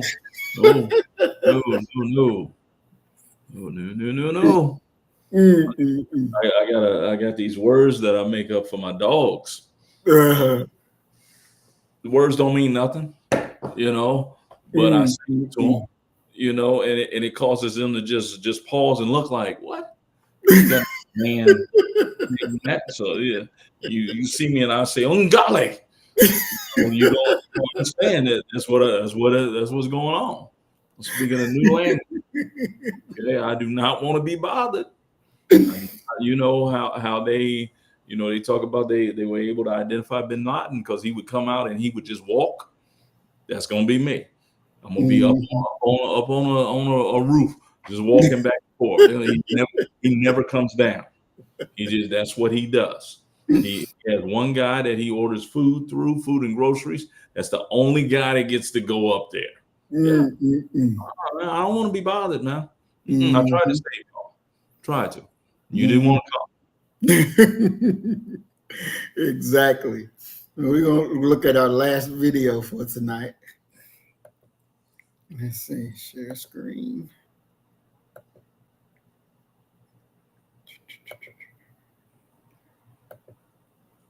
Whole different processes.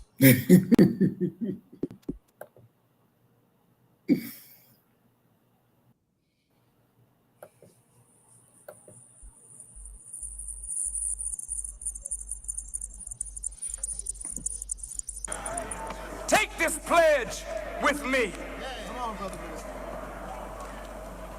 Say with me, please.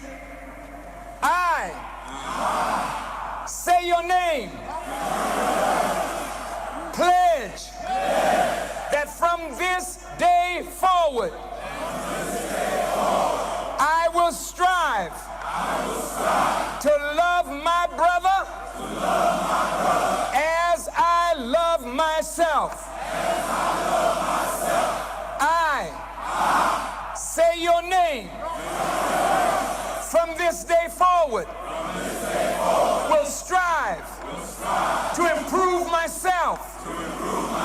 spiritually, morally, mentally, socially, politically, and economically, for the benefit of myself, my family, and my people.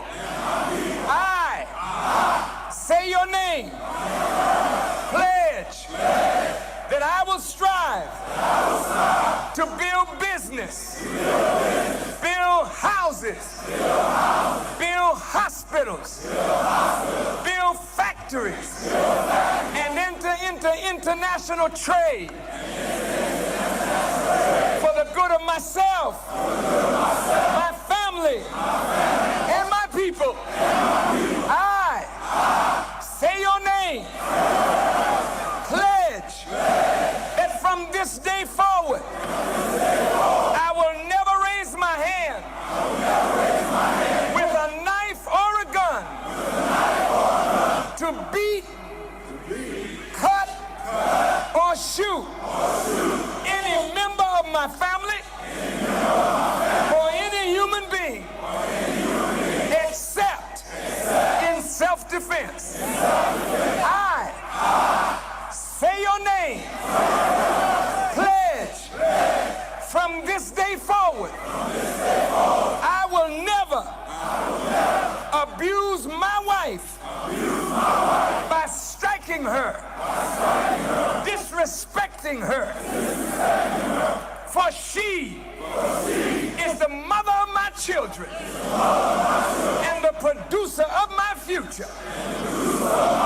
I say your name, pledge that from this day forward, I will never engage in the abuse of children, little boys or little girls, for sexual gratification.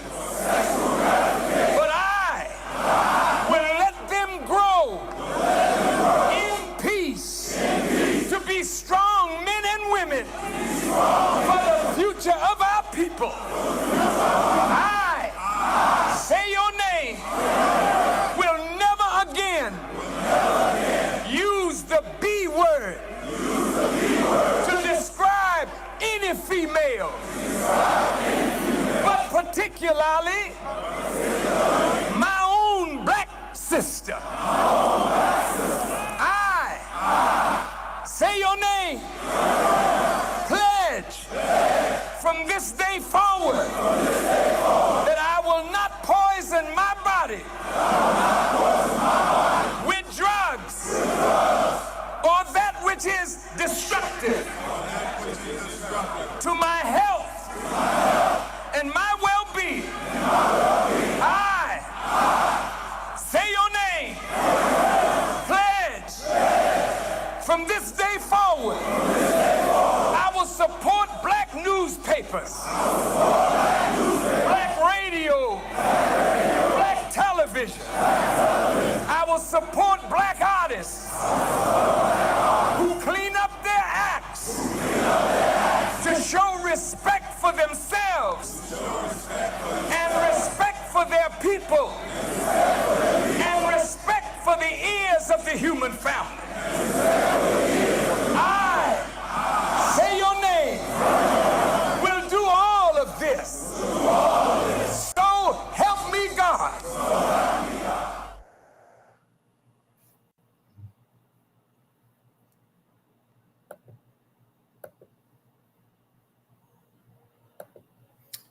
All righty, so that was the pledge at the Million Man March.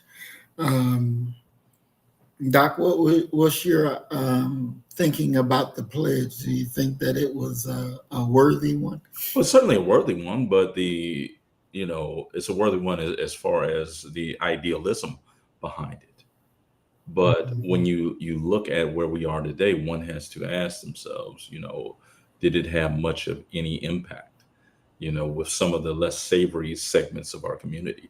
One of the things that I really do have to watch myself on and sort of undergird my spirit against is quite simply allowing the images, and I consume the same images that other people consume. There is no black television or black internet that is able to filter out all of the less savory images of black folk. But I have to, in every way, remember who black men in particular are. And when I consciously think about it and get away from what could be considered the natural setting of considering black folk, I look at us as a regal, beautiful people who have fought and fought and fought and fought some more against people who've tried to exterminate us from the face of the planet Earth. So it's a great statement. But as with most other things, you're going to need to build an infrastructure that's going to allow those who are desirous of things like becoming entrepreneurs to have even a fighting chance, to even be able to get into the game. And as long as you're reliant upon people outside of your community to do that, you're going to be in a very precarious position. You know, one of the things that we often talk about, and they're a group that always comes up when we're talking about the Jews.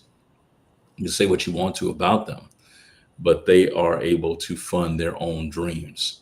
They're able to support their own to build. Now, do they do it through nefarious means? We can have a discussion about that. But the truth of the matter is that they don't have to go with their hat in their hand begging other folk for stuff, and we shouldn't have to either, especially when you consider our numerical superiority to a group like that.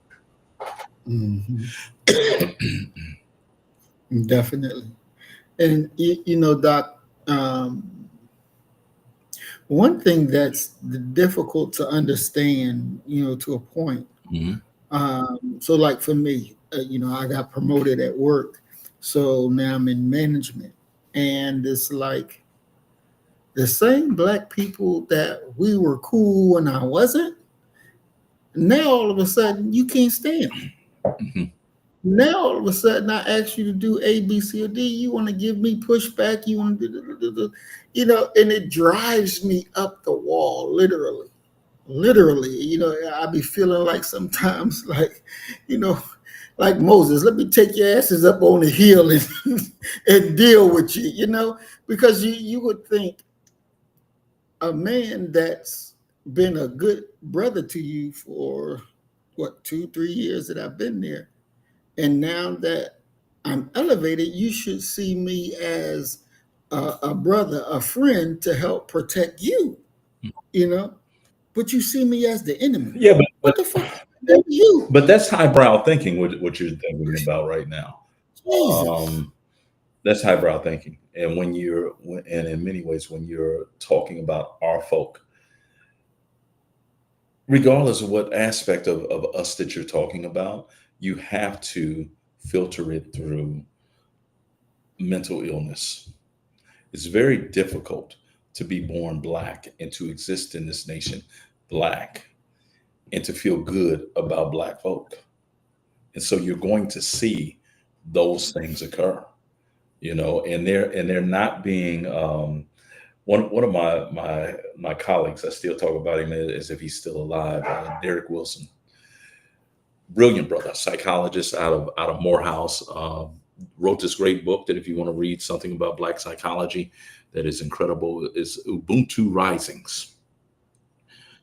Well, Wilson ends up getting selected as the chair of the faculty senate, okay, which is, you know, kind of a big thing, but they've disbanded all the faculty senates here in Texas and what have you. But when he got promoted to that, I went up to him, and this is brother. We came in within 1 year of each other. We both got tenure around the exact same time. All of that together, our careers were kind of on the same trajectory. And I said, "Oh, I get it now. Now you the man, huh? You over there with the big muckety mucks now. You don't want to sit and talk to us to comment." And we both laugh and things, and we had a pre-existing relationship that he knows that I'm joking with him. Okay. Right. Many of our people are not joking. When you get a promotion, I don't know if it's jealousy, I don't know if it's envy, I don't know what it is, but they have a problem with that.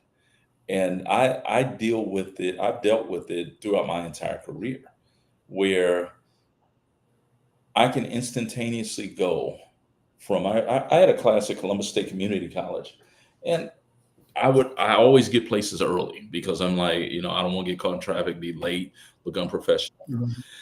So when I say I get there early, I might get there 3 hours early, and I'll find a place I can write and I can work. And so I'm sitting in the classroom that I'm going to be teaching in at 6, and students start coming in. It's 3 or 4 students who come in, and we're talking, and they say, yeah. I got to take this history class. I heard about this dude that they said. I said, what they say about him? And so, I'm having, I'm trying to do some recon work. Okay, what people say about me behind closed doors? Okay, all right. And so we're talking, and it comes to be about maybe 20 minutes before class, 15, 20 minutes. So I get up, go to the restroom, all that, getting ready to this and that. Walk back in, and I walk to the front of the classroom. And the look on their face, they're like, no. Like, yeah, it's me. Okay.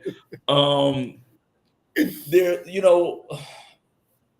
people, and I can speak personally for myself, and I know that this comes from my working class background, seeing Black folks struggle financially, and know that if you're Black in America, anything can happen.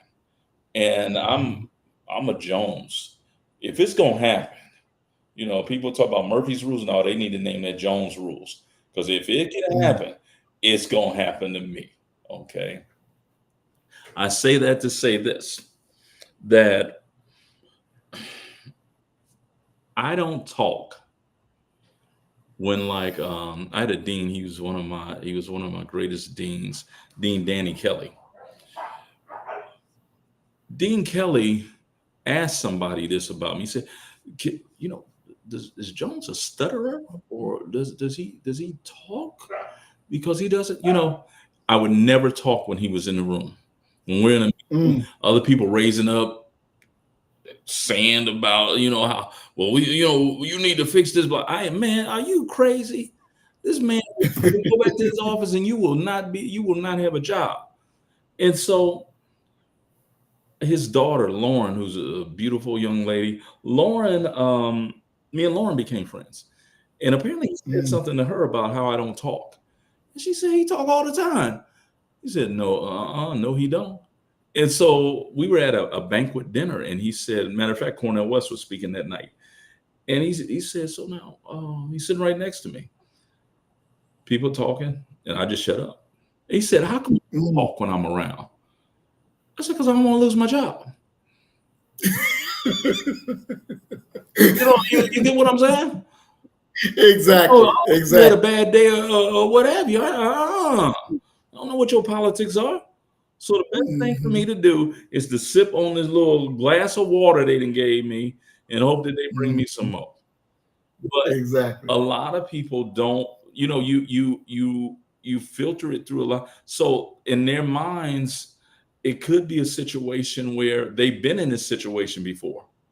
Okay. And the person who got the promotion, then they start trying to do them in. Oh, no, see, you lived enough to know how that type of nigga gonna do you. He gonna do white man. Right. Do. He ain't one of us. No, that's that could have been their experience. So I would really say don't take it personal. But because they could have very well been in this very situation and were done in by somebody. I have a matter of fact, he was at my wedding. My homeboy Tony. Tony is trying to get his PhD, and he needed me to sit on his committee. I'm looking at his stuff. I go in that meeting. I told Tony's ass up. He talked to me for probably 18 months. Oh, wow. Pissed. And now you got to think, he's my ride to the airport. Can you imagine getting in a car with a brother and he is not? The only thing he said to me is, yeah, you done forgot where you came from. Okay, he just kept repeating that. And I'm like, what the fuck is he talking about? Well, he was offended because I told the truth about his work. And I had to explain to him when he finally came around and would talk to me again. I had to tell him, I said, listen, they know that we got some kind of relationship because you pulled me to be on your committee all the way from Houston. I got to be tougher on you in public than they are. So that, so they think that I'm one of them. Okay. But it's you have to think you don't know what and so don't take it personal. You don't know. I have I had a classmate at Ohio State. When that Negro, he's from Cincinnati, Ohio, and I hope you get to see this. That Negro graduated with a master's. Okay. He developed a French accent or some shit. Okay. It was the wildest thing in the world. This is a brother with dreadlocks and stuff. He around here with a French accent. I think he was trying to make it sound like he was French. Okay. And when he would drink, he would have his pinky out. When he I'm like, look at this fool right now. Oh, wow. Yeah. So you have to, you gotta think. And then the fact is that can you really help them from the position that you're in? And the truth of the matter is you might be able to help them with a shift or something like that. But if they mess up and can't, make it to work on time and mess up and they getting ready to be fired, you can't stop that. But what they're going to say is, see, I told you. He up there in there with him. What'd he say for me? And totally absolve themselves from, well, Negro, you ain't been to work in 2 weeks. Okay, it's a trying to avoid accountability. Exactly. Wow. So, Brother Normal X, I'm writing this down. Where can I hear your podcast at? I'm gonna show up in your spot and just act fool.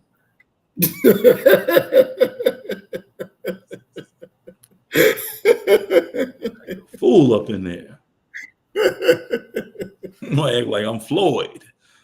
They all kind of wild stuff to you. Very active.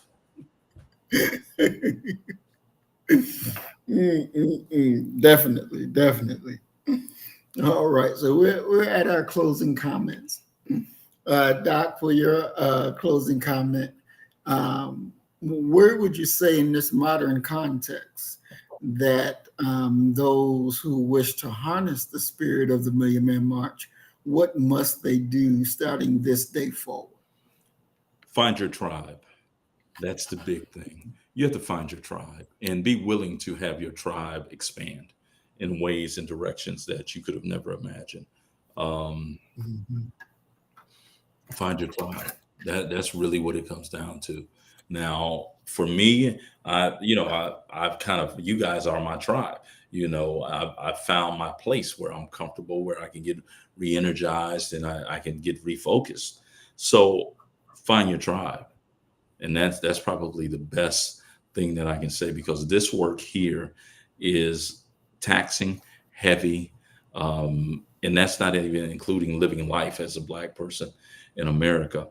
You need to have a home, a place of respite where you can go ahead and get yourself back right, so that you can get up and do it again. And I'm not even say try to do it again. You got to get up and do it again, because our people are counting on you to get up and do it again and again and again and again. So the biggest thing from this day forward, I would say, go ahead and find your tribe and make it happen that way.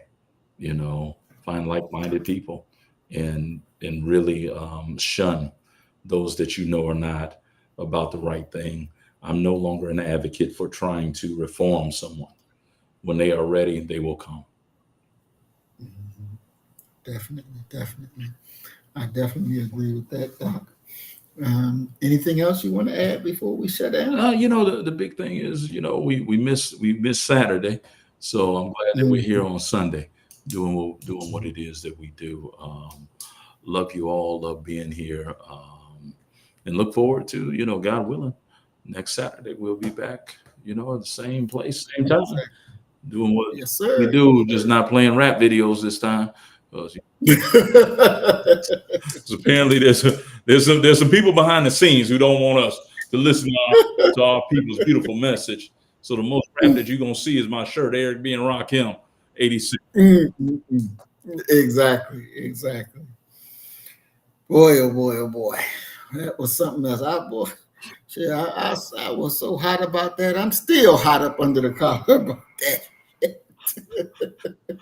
I'll tell the audience this, that after we went off, Brother Maurice said, and see what I'm talking about is I've been working on myself, working on not cussing, working on not getting upset, and here they gonna put me all behind some doggone copyright. Yeah, they got you. They definitely got you. Definitely. Well, we want to thank all y'all for coming in and watching and hanging with us as we go over and this important topic that we have for this evening, the 30th anniversary of the Million Man March. And we definitely ask you to make sure that you participate. Like Doc said, find your tribe. Get in there, do something, build an institution, build a business, start a program. Get with your family structure, move things, make it happen. We definitely cannot sit around and wait on some Mr. Nice White Man or nice woman to come do for us when we can get up off our ass and do it ourselves. We have to make it happen. And so with that, we always say we love you, we thank you, and we look to see you next week. And remember, you kill the nigga in you, I'm going to kill the nigga in me, and our God will reign supreme because we are Black first, today, tomorrow, and forever. Love you, family. Peace and blessings. Assalamu alaikum. Shalom. Peace.